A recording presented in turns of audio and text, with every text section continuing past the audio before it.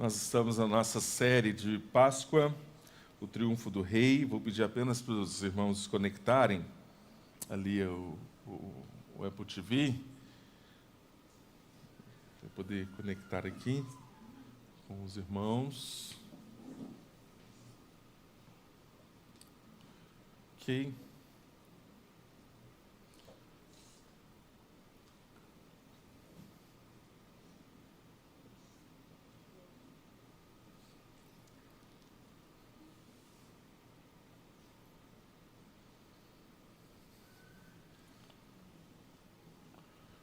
Perfeito. Queridos, nós estamos na nossa série, o Triunfo do Rei. E nós, na primeira mensagem dessa série, nós trouxemos uma mensagem de alegria. Porque podemos nos alegrar, porque sabemos que o nosso Rei, ele triunfou. Mas essa alegria em Deus precisa produzir em nós algo, porque se nos alegramos em Deus, no seu triunfo, na sua vitória, se nos alegramos na obra de Cristo Jesus, então o resultado que isso deve produzir em nossas vidas é uma vida que glorifique ao Senhor com os nossos atos, automaticamente. Na segunda mensagem, na semana passada, nós falamos que o verdadeiro Rei chegou. E nós, quando vemos o texto do Senhor, da entrada triunfal, nós vemos que este reino, que o reino de Deus, ele desestabiliza o reino dos homens.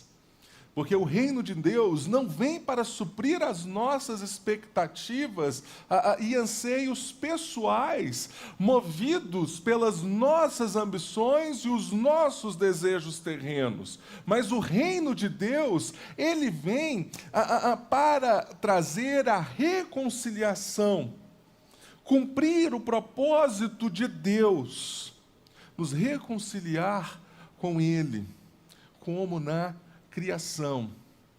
E agora então, reconciliados com o Senhor, nós clamamos ao Senhor por esta salvação então.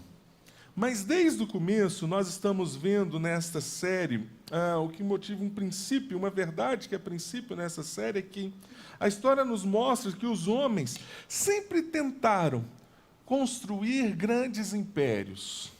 Nós sempre estamos fazendo isso com a nossa história, com a nossa carreira, muitas vezes com as nossas motivações, com as nossas ambições, o nosso grande império pessoal.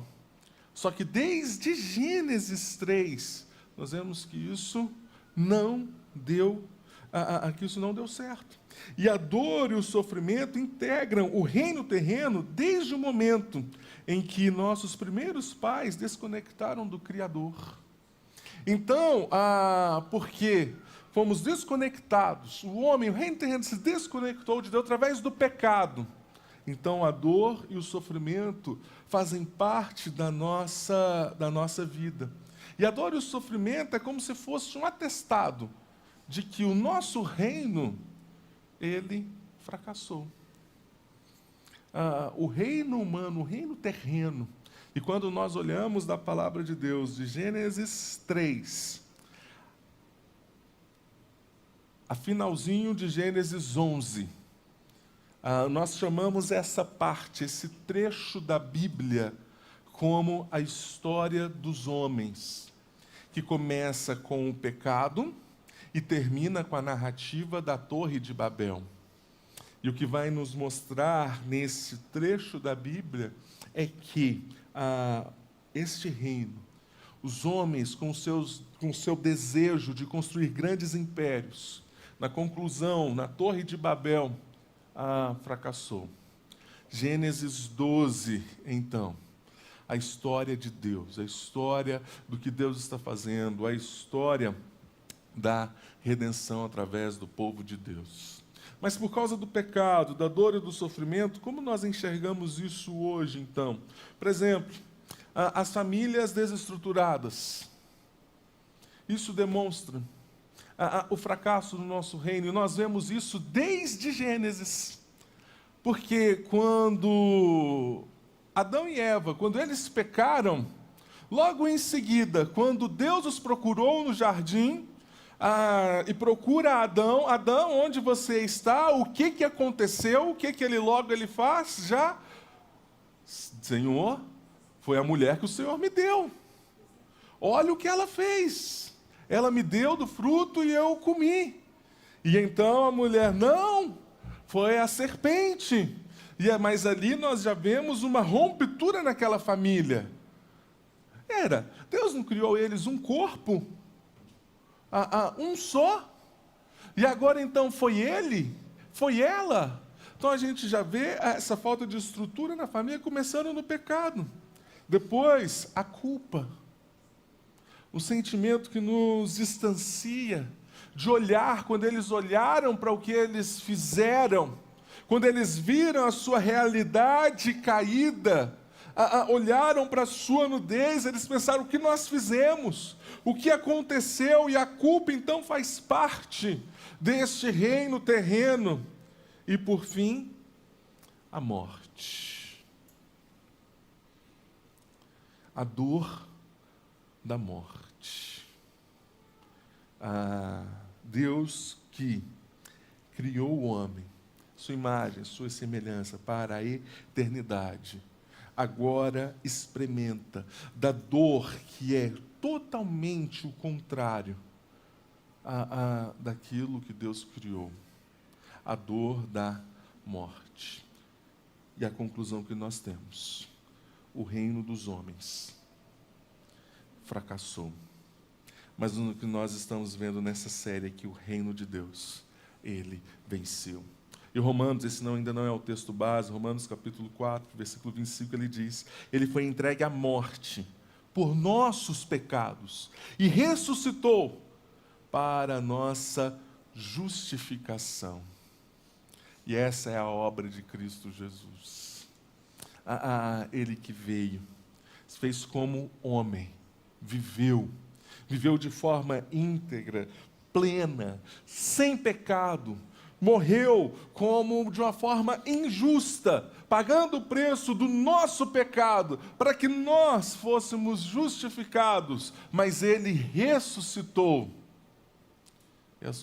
E a ressurreição de Jesus é o que carimba, é o que atesta a sua obra redentora, porque é o que mostra quem ele é de fato, o Filho de Deus, o primogênito, porque um Salvador morto não pode salvar ninguém, mas a ressurreição de Cristo é parte tão essencial quanto a sua morte na cruz.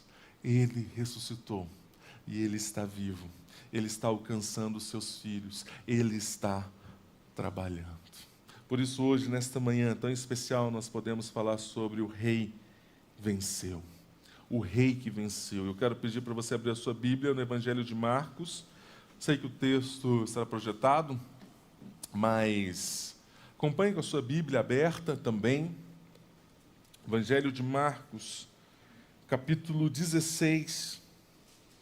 Versículo 1 ao versículo 8.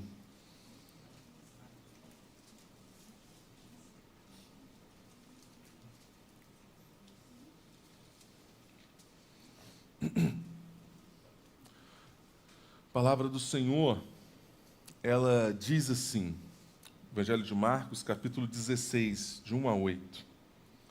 Quando terminou o sábado, Maria Madalena, Salomé e Maria, mãe de Tiago, compraram especiarias aromáticas para ungir o corpo de Jesus.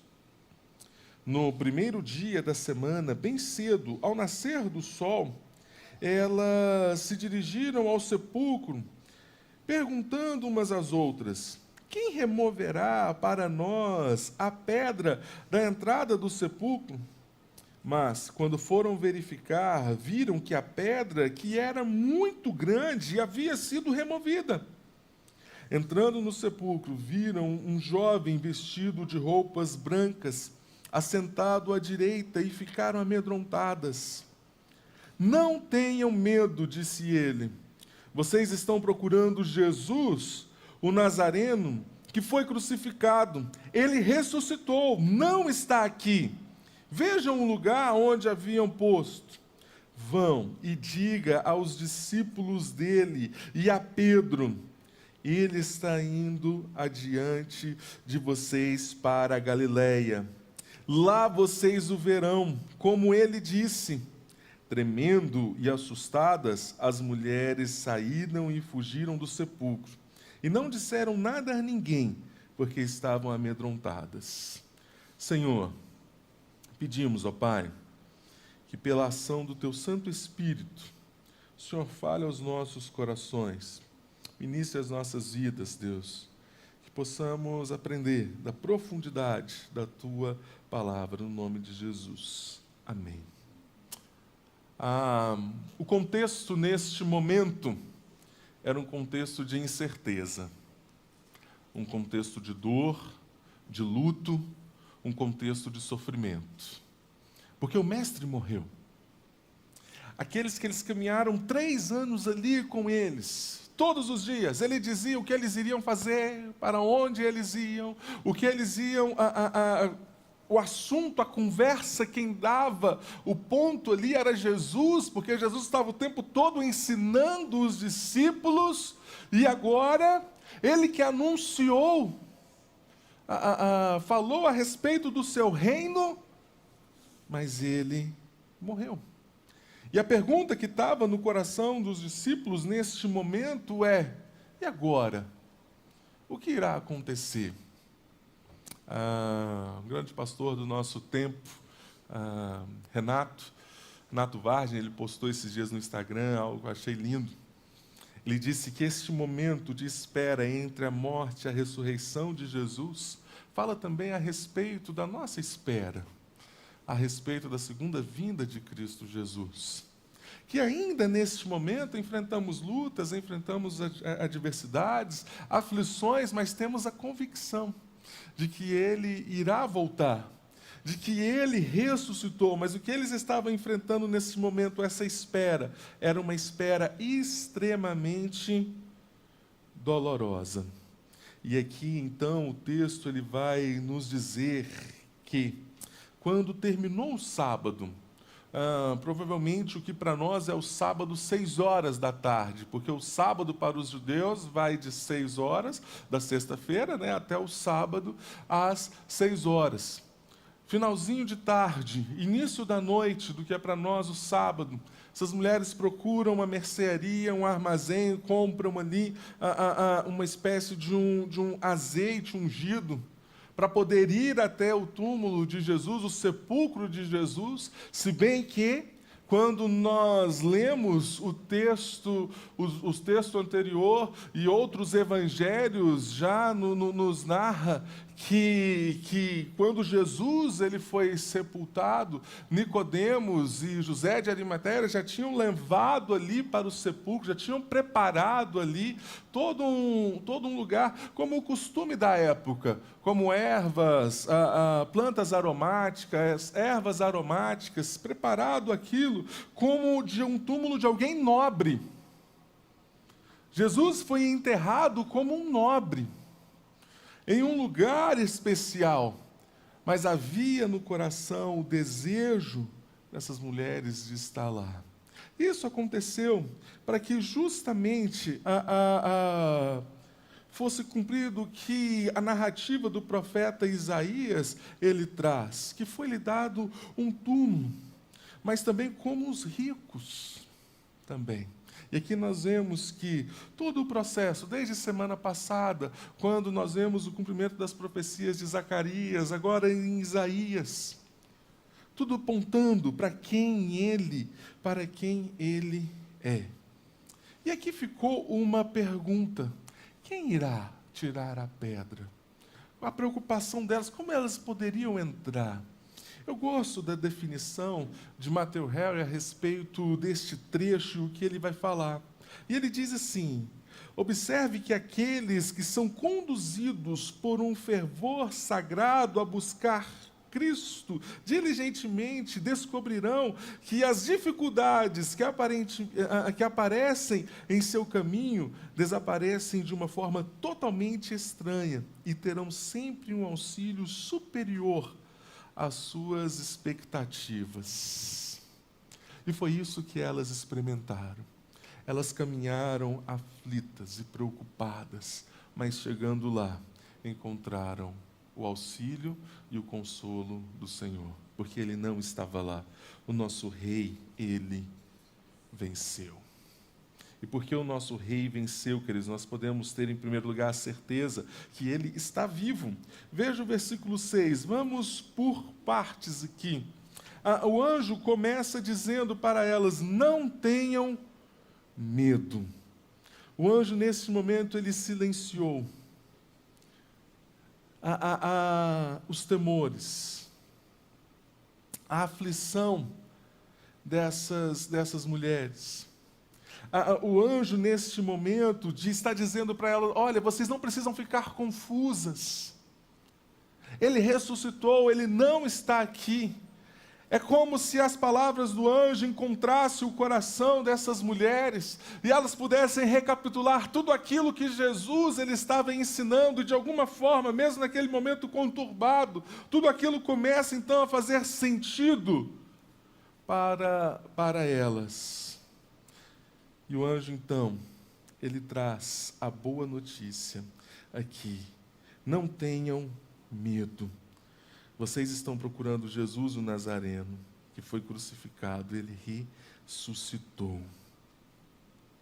E sabe o que eu acho interessante nesse texto, querido? Essa semana nós tivemos um dia aqui na quarta-feira falando com todas as turmas da escola, e eu utilizei deste texto aqui também. Não tenham medo. É a forma com que os anjos anunciam aos pastores quando a respeito da vinda de Jesus. Não tenham medo, é a forma com que o anjo anuncia para essas mulheres a respeito da ressurreição de Jesus.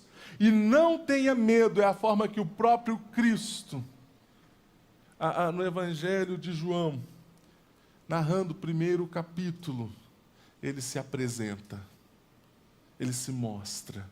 Não tenham medo, eu sou o primeiro e o último, sou aquele que vive. Estive morto, mas agora estou vivo para todo sempre, e tenho as chaves da morte e do Hades.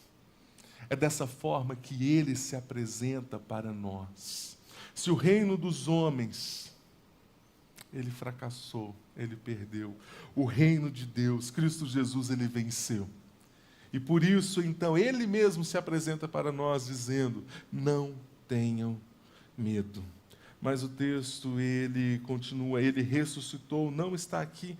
Vejam o lugar. São boas notícias, porque em vez de ungí-lo morto agora, elas podem celebrar a ressurreição de Jesus. Elas têm aqui uma confirmação ao ver e podem testemunhar que o corpo dele não foi roubado. Como muitos ali iriam pensar, que os seus discípulos foram lá, que os seus discípulos roubaram o corpo de Jesus. Não, elas puderam presenciar, elas puderam ver justamente aquela cena. E quando nós olhamos para esse texto, encontro duas aplicações.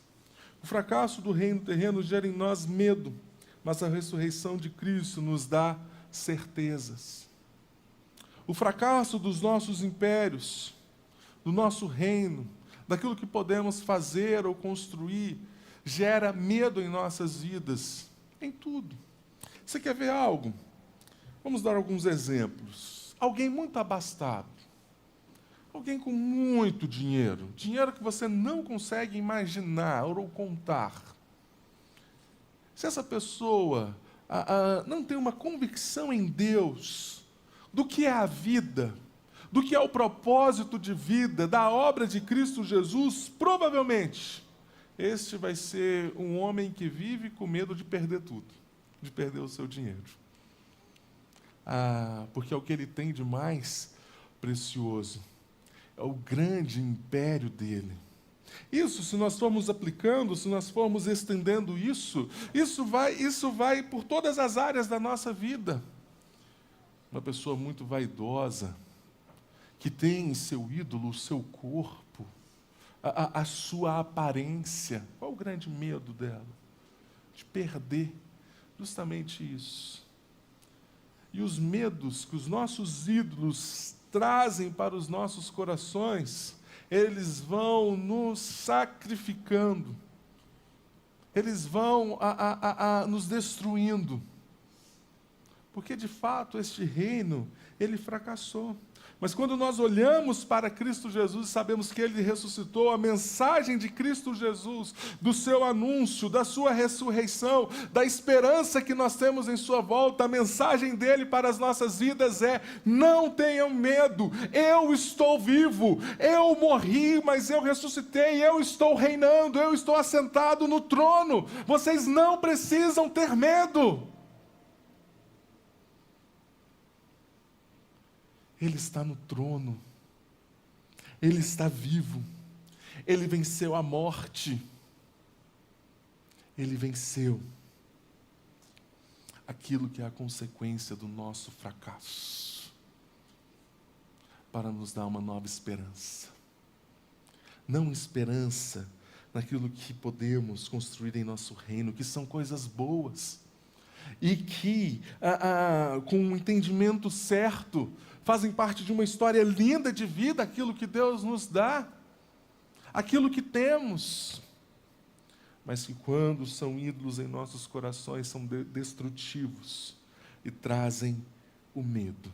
Mas Cristo Jesus nos traz certeza, uma nova esperança de vida. Segundo, a ressurreição corpórea de Cristo Jesus é a prova cabal que Ele ressuscitou, que Ele é o Filho de Deus. Na semana da Páscoa, quantas pessoas eu vi na internet aí falando a respeito de Cristo Jesus. Um pastor, em um canal de televisão, falando a respeito de Jesus, que ele foi violentado, ele foi morreu como alguém, como um imerecedor, foi pobre, mas no final foi o que mais me incomodou, quando ele diz que, mas a esperança das pessoas era tão grande, que ele ressuscitou na mente das pessoas. E as pessoas que estavam naquele programa de televisão falaram: uau, profundo isso que ele falou. Ele ressuscitou na mente das pessoas. Um líder religioso romano, também afirmando a mesma coisa, de que ele ressuscitou como uma esperança no coração dos homens. Mas o que Paulo vai dizer é: se Cristo Jesus, Ele não ressuscitou, nós somos os mais infelizes de todos os homens. Se Cristo Jesus, Ele não ressuscitou, então vamos comer e vamos beber, porque amanhã certamente morreremos. Cristo Jesus, Ele ressuscitou não como uma esperança ou algo da mente, mas Ele ressuscitou de forma corpórea, como Filho de Deus, como primogênito, e é dessa forma que Ele se apresenta, o Cristo exaltado e ressurreto, o primeiro, e porque Ele ressuscitou, podemos ter a esperança que estaremos com Ele em glória. E saber dessa verdade muda as nossas vidas. É o que transforma os nossos corações, porque se Ele não ressuscitou, não existe esperança, não existe mais nada. Vamos viver conforme os nossos prazeres, vamos viver conforme o nosso reino, as nossas ambições, os nossos desejos, vamos ser consumidos. Então, vamos aproveitar aqui, porque só existe este reino, só existe aqui esta vida. E a noção de como existe, como é a eternidade, determina e fala em muito como nós vamos viver neste reino. já usufruímos da eternidade, porque já vivemos como um cidadão do céu, porque já precisamos viver como filhos de Deus, do Cristo exaltado, para a honra e para a glória dele. Tim Keller, no Catecismo Nova Cidade, respondendo, creio que a pergunta 50, ele diz assim: o que significa para nós a ressurreição de Cristo? E a resposta de Tim Keller, nesse catecismo que ele organizou, é a seguinte: Cristo triunfou sobre o pecado e a morte ao ressuscitar fisicamente, de modo que todo aquele que nele confia ressurgirá para uma nova vida neste mundo e para a vida eterna no mundo que está por vir.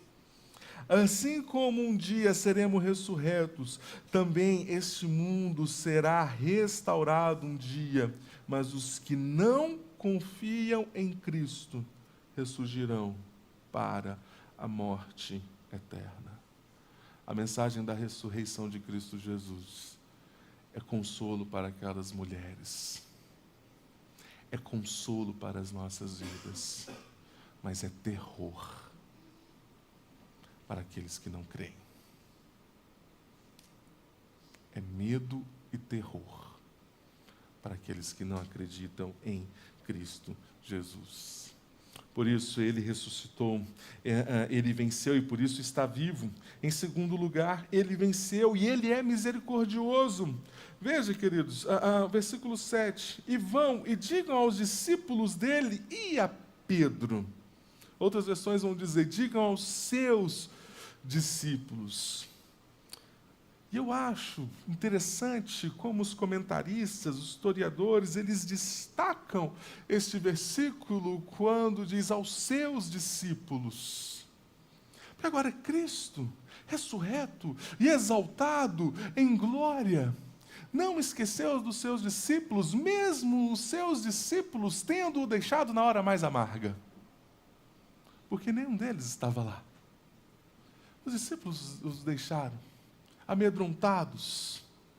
E aqui, o Evangelho de Marcos é um único evangelho, e eu acredito que as tradições, relatam, a história relata que Pedro é um grande colaborador na narrativa de Marcos, e quando Marcos estava narrando, colocando a sua narrativa, Pedro enfatiza justamente isso, o que foi dito. O Evangelho de Marcos é o único que traz e a Pedro. Sabe por quê, queridos? Eu fico imaginando como estava o coração de Pedro depois das suas negativas. Como estava o coração de Pedro? E o que eu acho lindo é que Jesus tem um encontro marcado com eles na Galileia. Mas foi bem quando Jesus falou deste encontro, quando Jesus estava vivo, narrando o que iria acontecer e que depois estaria com eles na Galileia, que Pedro falou, não, eu vou com o Senhor e eu vou até a morte. E depois ele nega Jesus. Como estava o coração desse discípulo? Mas quando o anjo lhe diz, digam aos seus discípulos, e a forma linda que Marcos ele coloca, e a Pedro. Risby diz o seguinte, William Barclay diz o seguinte, Jesus estava muito mais ansioso para consolar o pecador penitente que para castigar o pecador. Ele venceu. E o nosso rei, ele é misericordioso. E o anúncio do anjo para essas mulheres fala a respeito da graça e da misericórdia de Jesus. O anúncio de Cristo é sempre muito bem-vindo ao coração arrependido. E eu fico imaginando, quando Pedro ouviu este anúncio, diz a Pedro, eu não esqueci de Pedro. Eu não deixei Pedro. E quando Jesus aparece para ele, Pedro, com o seu coração arrependido por aquele momento, e a graça do Senhor, mais uma vez, aquele que Jesus escolheu, aquele que Jesus ele disse sobre essa afirmação, sobre a afirmação que você falou. Não foi você quem disse, mas foi o próprio Espírito Santo que usou a sua vida para dizer quem é Jesus, o Cristo, o Filho do Deus vivo. Mas agora negou e agora com o seu coração perturbado. Mas a mensagem sempre chega, sempre encontra lugar. Assim como também aqueles que possuem um coração arrependido serão muito bem-vindos no céu. Mas caso contrário, queridos, a mensagem da vida, da morte e da ressurreição para aqueles que não creem é uma mensagem de medo e sofrimento. Terceiro e último lugar, porque o nosso rei venceu. Ele cumpre as suas promessas. Veja o que o texto nos diz no versículo 7. Ele está indo adiante de vocês para a Galileia. Lá vocês o verão, como ele disse na narrativa de Mateus 26, é justamente o que Jesus está falando, mas depois de ressuscitar, irei adiante de vocês para a Galileia. E a Galileia agora é um lugar de refúgio, é um lugar de descanso. Por que na Galileia? Porque em Jerusalém foi onde tudo aconteceu. Em Jerusalém eles estavam amedrontados, Jerusalém estava cheia, onde tudo começou ali. Eles precisavam de um lugar de descanso, um lugar de refúgio, um lugar de refrigério. Justamente, Jesus escolhe a Galileia para tirar os discípulos daquele lugar e colocar eles em um lugar de repouso, em um lugar de descanso. E o que nós vemos aqui, queridos, nós aprendemos algumas coisas. Que todos os encontros entre Jesus e os seus discípulos são marcados por Ele. O próprio Cristo é que marca os seus encontros. Cristo não se esquece de suas promessas e vai ao encontro do seu povo. Em todos os encontros, Ele chega primeiro. E veja se não é assim com as nossas vidas. Ele é quem alcança o nosso coração. Ele é quem nos encontra. Ele é quem nos convida a um lugar onde vamos ouvir a sua palavra. Ele é quem encontra os nossos corações. E Ele é quem nos amou primeiro. E porque Ele está vivo, queridos, porque Ele venceu, nós temos a certeza que Ele cumpre as suas promessas. A ressurreição de Jesus nos dá a certeza que Ele cumpriu e cumprirá as suas promessas. E veja, queridos, a narrativa de João 14. Não se turbe o vosso coração. Não se turbe o coração de vocês. Creiam em Deus, creiam também em mim. Na casa de meu pai há muitos aposentos, ou há muitas moradas. Se não fosse assim, eu não teria dito a vocês: vou preparar lugar para vocês. E quando eu for e preparar lugar, voltarei e os levarei para mim, para que vocês estejam onde eu estiver. Vocês conhecem um caminho para onde eu vou. Porque Ele ressuscitou. Nós podemos ter a certeza que nós temos um lugar ao seu lado. Ele está vivo, queridos. Ele ressuscitou e Ele está vivo. E Ele é um Rei misericordioso que cumpre as suas promessas para as nossas vidas. E são promessas de eternidade, que transforma e muda as nossas vidas hoje. Que nesta Páscoa, que nesse tempo que nós falamos sobre o triunfo do Rei, que este reino possa alcançar o seu coração, a sua vida, trazendo consolo, alívio a todo sofrimento, a todo desespero, a toda falta de esperança. Que essa mensagem possa trazer esperança para o seu coração, mas também trazer a certeza de que se o Rei triunfou, e Ele nos convida, em misericórdia, Ele nos convida para este reino, então quer dizer que vivemos para Ele, por meio dEle, pela graça que nos alcançou. Então passe a viver, de fato, como um cidadão deste reino, do reino que triunfou. Feche seus olhos, nós vamos orar.